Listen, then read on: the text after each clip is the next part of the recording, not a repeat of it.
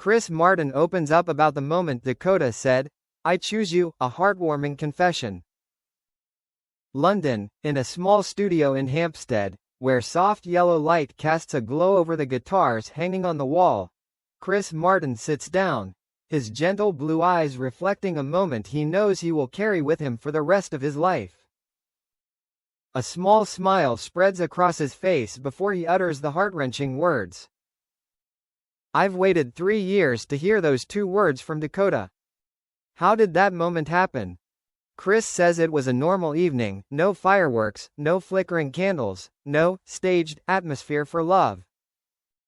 Just a peaceful evening in Malibu, where the sea breeze blends with the warm wood scent of a small beach house. Dakota sits by the window, her legs wrapped in a thin blanket, her hands holding a cup of tea. Chris was finishing the chorus for an untitled song, occasionally glancing over at her. A moment so quiet you could hear the waves crashing against the cliffs. And then Dakota turned, her eyes watering in a way he hadn't seen in a long time. She whispered, "You choose me." Chris stopped short, the room stood still. He said, "I felt my heart drop and bounce back. I couldn't believe I heard it right." Dakota looked straight at him, her voice trembling but certain. "You waited for me, and I wanted to be there with you." What no one knew, Chris had always thought he might lose Dakota. Chris Martin was not the type of man to be overly confident.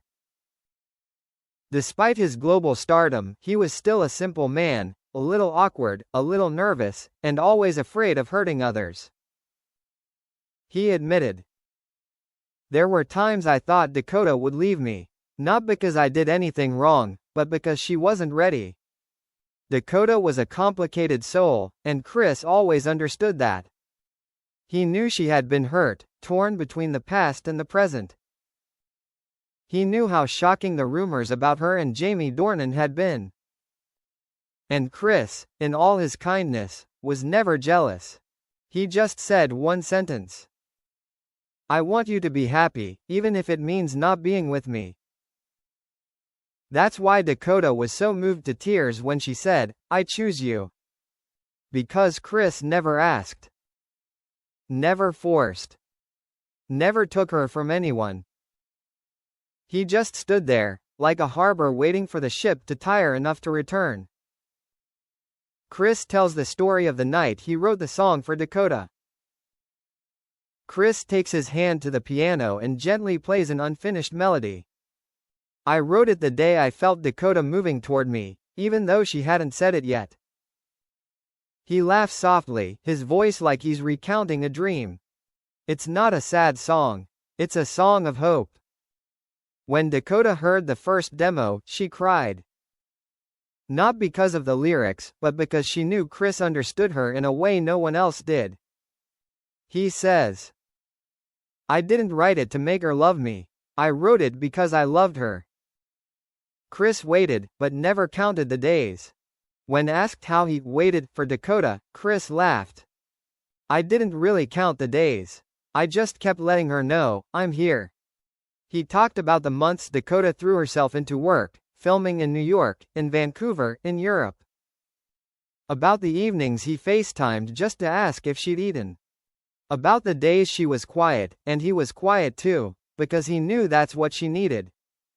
He'd never loved anyone that way before. No rush. No possession. No conditions. "I just wanted Dakota to know that she didn't have to run. She didn't have to rush. She didn't have to choose because she was afraid of losing something. She just had to choose when her heart was ready." How did the moment Dakota said, "I choose you," change Chris? Chris bowed his head, his hands clasped together. His face softened, as if he could still feel Dakota's warmth that day. "I think that was the first time in my life I felt loved the way I'd always dreamed of." Dakota didn't speak on impulse. Not because of pressure. Not because of public opinion. She spoke because she wanted to. Because her heart had opened. Because she had overcome the unnamed. Chris confided. I saw in her eyes there was no fear, only tenderness. Love wasn't perfect, but it was true. Chris wasn't a perfect man. He had his own sorrows, empty nights after the divorce, disorienting moments. Dakota wasn't perfect either. She was sensitive, vulnerable, sometimes withdrawn when her emotions were too strong. But because they weren't perfect, they were perfect together. She knows I am afraid of disappointing people. I know she's afraid of loving the wrong person. And we've learned to be gentle with each other. Chris reveals the future, where Dakota is at the center. Chris isn't holding back about the future. I think about a family, he says. We'll cook breakfast together in the mornings. We'll write songs in a house full of laughter. He pauses, his eyes lighting up. And I want Dakota in all of it. Friends say Chris has been thinking about proposing for a long time, but he's waiting for Dakota to be ready. No pressure. No resentment. No doubt. The same way he's always waited for her. Kind. Patient. Tender. Dakota saying, I choose you, is her way of saying, I choose peace.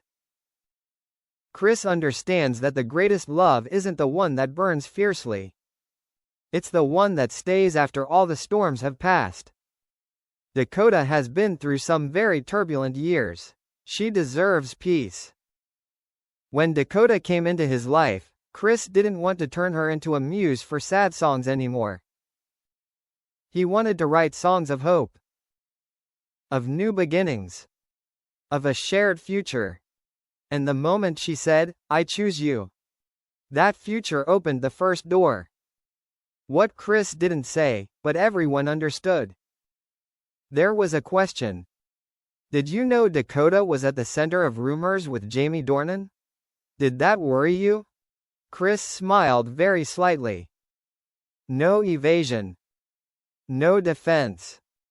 Everyone has a past. Me too. What matters is where her heart is, and she told me. No one could have answered more beautifully. The final moment, Chris said what made Dakota's heart melt. The interview was about to end, but Chris had one more thing to say. He placed his hand on his chest, his eyes looking far away. When she said, you choose me, all I wanted to say was, I never went anywhere for you to choose me. I'm always here. A new chapter, written in music, in tenderness, and in spoken promises. Dakota Johnson chose Chris Martin. Not because he was famous. Not because he was rich. Not because he was perfect.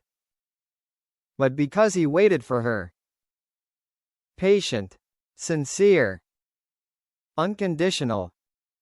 And Chris Martin, the man who wrote the saddest love songs in the world, finally found the most beautiful song, a song called Dakota.